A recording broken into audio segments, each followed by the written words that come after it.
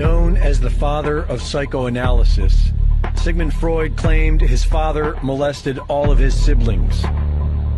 Freud was a cocaine addict, as well as a pedophile advocate, who taught that children sexually lusted after their parents, and that children who reported sexual abuse by adults had either imagined or fantasized the experience. He believed that women were the problem with society, and all their problems stemmed from not having a penis. Freud's grandson, Sir Clement Freud, has been accused of molesting multiple young girls and was suspected in the disappearance of Madeleine McCann.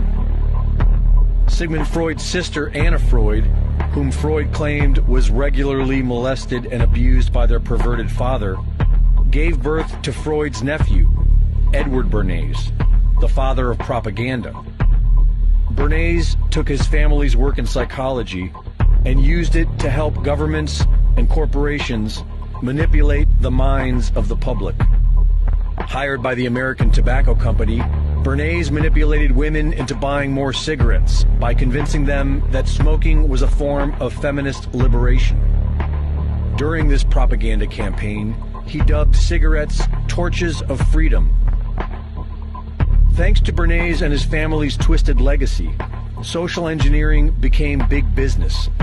Modern psychology was used to exploit mankind's mental weaknesses, nurture the public's lower desires, and turn people into mindless consumers.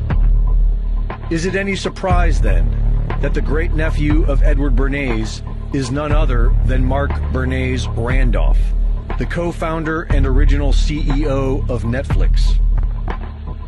Does anyone really think this is a coincidence?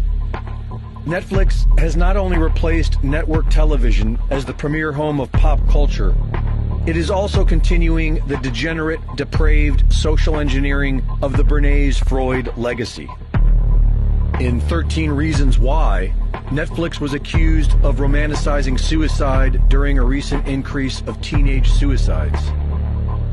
In The Devil Next Door, they were accused of rewriting history to deceive viewers into believing that Poland was responsible for establishing Nazi death camps.